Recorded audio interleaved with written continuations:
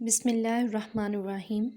आज हम class first year के फिज़िक्स के चैप्टर 5 का नेक्स्ट टॉपिक पढ़ेंगे जो कि है law of conservation of angular momentum.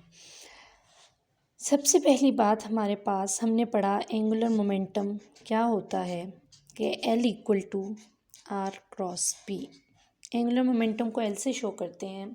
हमारा जो इससे लास्ट लेक्चर था वो पूरा एंगुलर मोमेंटम पे था कि quantity of angular motion in a body is called angular momentum. इसका फॉर्मूला हमने ड्राइव किया था L is equal to are cross P से स्टार्ट होकर के हमारे पास वैल्यू आई थी L is equal to inertia into omega, इन दोनों का product equal to angular momentum. अब इधर अगली बात क्या है, कंजर्वेशन। कंजर्वेशन मतलब होता है कि कोई भी चेंज का ना होना, सिस्टम का कंजर्व होना। ये टॉपिक स्टार्ट होता है एक सिस्टम से जिसको कहा गया है आइसोलेटेड सिस्टम। अब आइसोलेटेड सिस्टम क्या होता है, जिस सिस्टम पर कोई भी टॉर्क ना अप्लाई हो रही हो, फोर्स ना अप्लाई हो रही हो।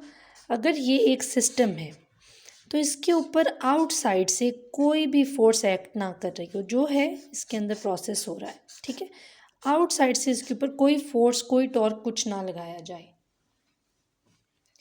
अब law of conservation of angular momentum क्या कहता है कि हमारे पास आइसोलेटेड सिस्टम में जो एंगुलर मोमेंटम है वो कंजर्व रहती है, यानी चेंज नहीं हो रही होती, ठीक है, उसमें नो चेंज।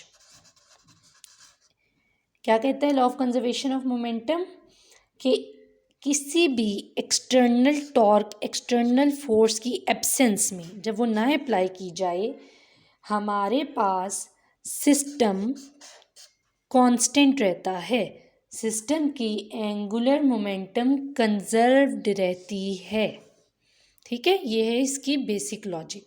अब किस तरह से रहती है ये हम इसको एक्सप्लेन करते हैं।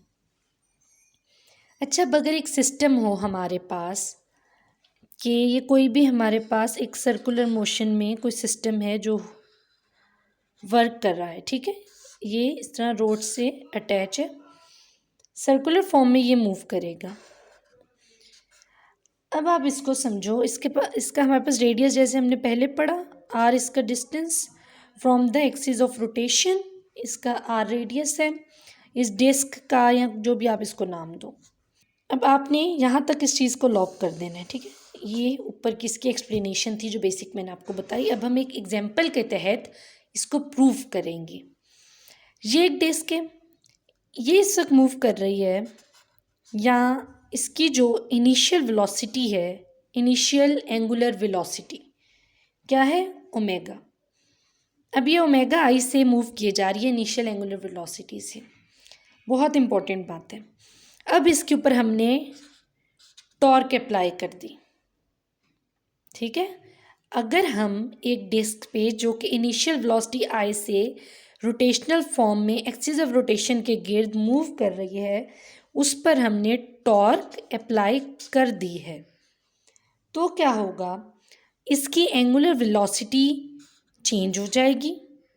ज़्यादा स्पीड से मूव कर रहा है, एंगुलर वेलोसिटी चेंज हो गई। अब ओमेगा एफ इसकी वेलोसिटी आ गई नई हमारे पास, पहले ओमेगा आई थी, अब ओमेगा एफ आ गई। टॉर्क, अब हमारे पास हमने कहा हमने टॉर्क अप्लाई की है, तो टॉर्क का फॉर्मूला क्या पढ़ा हमने, r cross F. Torque equal है हमारे पास आर क्रॉस एफ के, हमने टॉर्क अप्लाई की।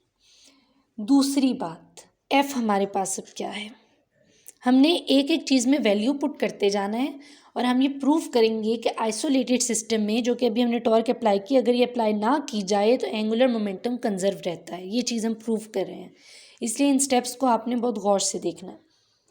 फोर्स हमारे पास क्या होती है, एफ इक्वल टू चेंज, ये क्या है, फोर्स क्या है, ये भी आप देखिए, लीनियर की वैल्यू है, एंगुलर की चीज़ नहीं है ये, linear, this is angular, this is linear. तो लीनियर फोर्स इक्वल है change in linear momentum with respect to time.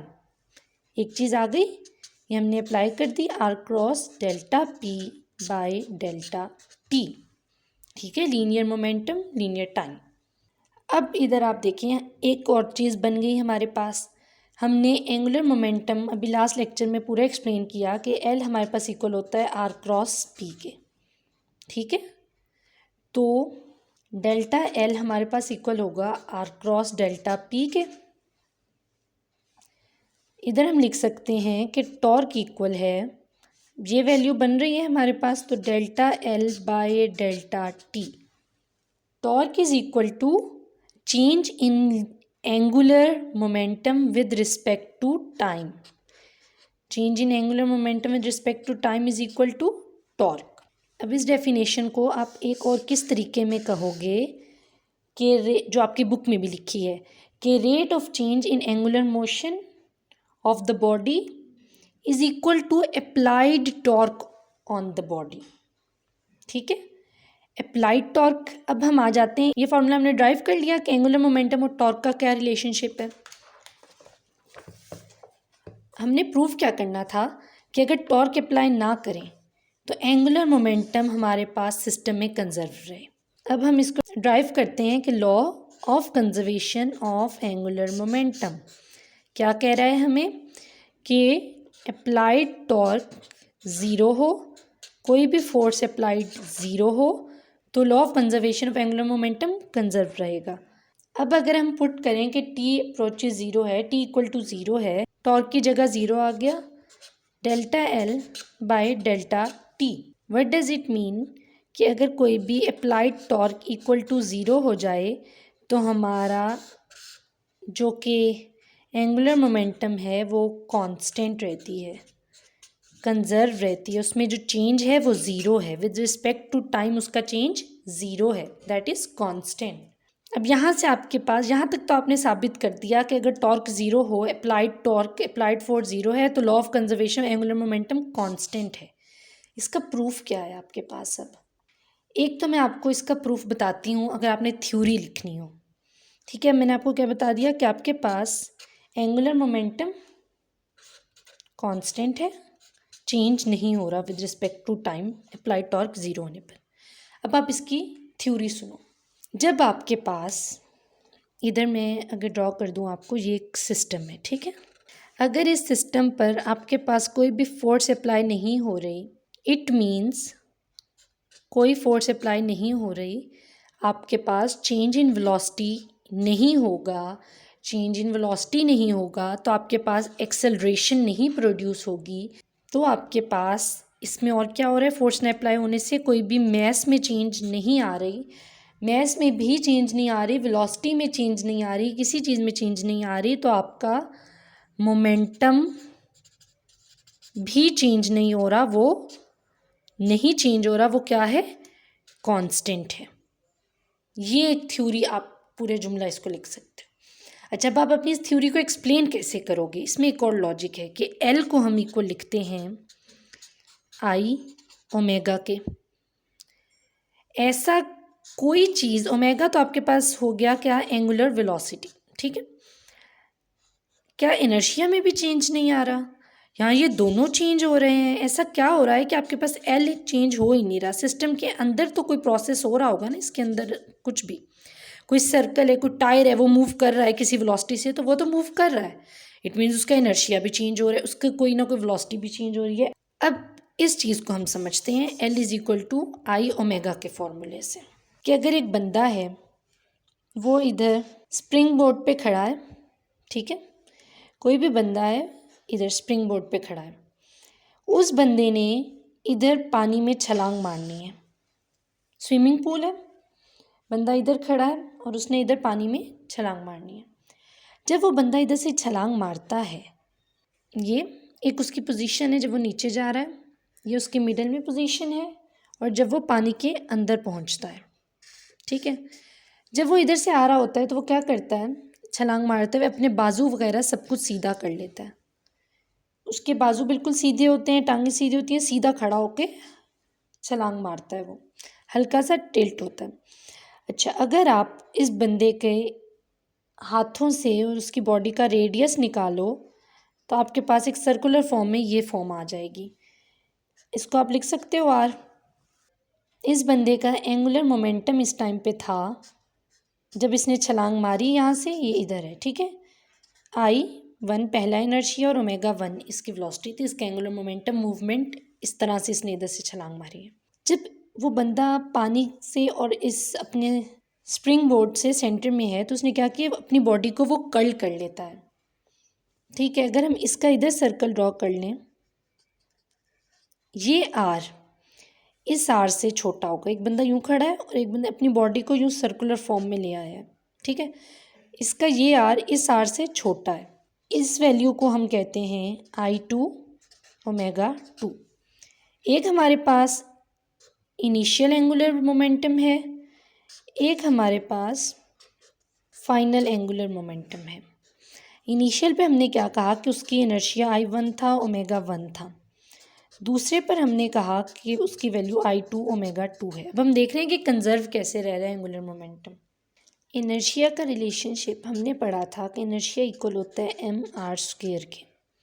ठीक है, अगर रेडियस ज़्यादा हो तो इनर्शिया भी आपके पास ज़्यादा आएगा। अब आप इस कंडीशन में देखो, जब इधर हमारे पास आर ज़्यादा था, एक बंदा क्या था, इस तरह की फॉर्म में नीचे आ रहा है, उसने अपने हाथ और बाजू पूरे खुले में हैं, उसका इनर्शिया रेडियस ज़्यादा था, सब कुछ ज़्यादा था। ठीक है, इट मीन उसका रेडियस ज़्यादा होने का मतलब है उसका इनर्शिया ज़्यादा था। और जब इनर्शिया और हमारे पास एंगुलर वेलोसिटी का इन्वर्स रिलेशन होता है, जब इनर्शिया ज़्यादा है, रेजिस्टेंस ज़्यादा है, तो इट मीन्स उसका वेलोसिटी कम है। ठीक है, अब जब आर कम हो गया हमारे पास, इस कंडीशन में आकर जब उसने अपनी बॉडी को कर्ल कर लिया तो हमारे पास इनर्शिया कम हो गया और उसकी वेलोसिटी हमारे पास ज़्यादा हो गई। हमने कहा हमारे पास जो एंगुलर मोमेंटम है वो कंजर्व रहेगा, इस पर कोई भी आउटसाइड से टॉर्क फोर्स एक्ट नहीं कर रही। तो इट मीन्स हमारी अगर इनिशियल एंगुलर मोमेंटम 10 है तो फाइनल एंगुलर मोमेंटम भी 10 रहना चाहिए। एक चीज़ के बढ़ने से दूसरी कम हो रही है। अगर इनर्शिया ज़्यादा था, बिलफर्ज 5 था इस कंडीशन में, और इसका प्रोडक्ट वेलोसिटी हमारे पास कम है 2 है। दूसरी कंडीशन में जब हमारे पास इनर्शिया कम है और वेलोसिटी ज़्यादा है, तब भी हमारे पास सेम आंसर आएगा। क्योंकि जब किसी सिस्टम पे जो इंसान डाइव कर रहा है इनटू द वाटर, जब उसके ऊपर कोई भी आउटसाइड से टॉर्क फोर्स एक्ट नहीं कर रही, तो उसकी हर पोजीशन पे उसकी एंगुलर कंजर्व रहेगी। उसका इनर्शिया ज़्यादा हो सकता है, उसकी वेलोसिटी कम हो सकती है, इनर्शिया कम हो सकता है, वेलोसिटी ज़्यादा हो सकती है, लेकिन ओवरऑल वो कंजर्व रहेगा जब उस पर आउटसाइड से कोई भी टॉर्क या फोर्स एक्ट नहीं कर रही। अब इस चीज़ को आप एक और एग्जांपल से समझो। आपकी बुक में एक तस्वीर है, जैसे अब आपकी बुक में ये तस्वीर है, इसमें क्या है, इसमें भी उन्होंने एंगुलर मोमेंटम, वेलोसिटी और radius R, distance, axis of rotation से कितने डिस्टेंस पे मैस है, इससे उन्होंने समझाया है एक दफ़ा दोबारा कि एंगुलर मोमेंटम कंजर्व कैसे रहता है किसी भी सिस्टम में। अब आप इसको देखो, ये आदमी चेयर पे बैठा है और ये किसी वेलोसिटी से मूव कर रहा है। ठीक है, अब ये जिस वेलोसिटी से मूव कर रहा है, अगर इसके ये जो मैसेज इसने हाथ में पकड़े हुए हैं दो, अगर ये मैस एक्सिस ऑफ रोटेशन से दूर है, इट मीन्स इसका आर ज़्यादा है एक्सिस ऑफ रोटेशन से। मैस का डिस्टेंस क्या होता है, आर इसका ज़्यादा है। इट मीन्स इसका I equal to mr²। Inertia का जो फॉर्मूला होता है, जब आर ज़्यादा है इट मीन्स इसका इनर्शिया ज़्यादा है। इट मीन्स मैंने आपसे कहा कि इसका इन्वर्स रिलेशन होता है एंगुलर वेलोसिटी से। इट मीन्स इसकी एंगुलर वेलोसिटी कम है। अगर आप दूसरी तस्वीर में देखो तो उस बंदे ने उन मैसेज को एक्सिस ऑफ रोटेशन पे ले आया है, बिल्कुल ठीक है, सेंटर में जहाँ से वो मूव कर रहा है सर्कुलर फॉर्म में रोटेशन पे।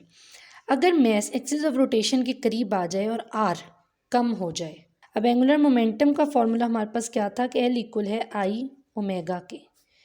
हमारे पास इनर्शिया जो ओवरऑल एंगुलर मोमेंटम है वो हमेशा कंजर्व रहेगा सिस्टम का, जब एक्सटर्नल फोर्स नहीं लग रही।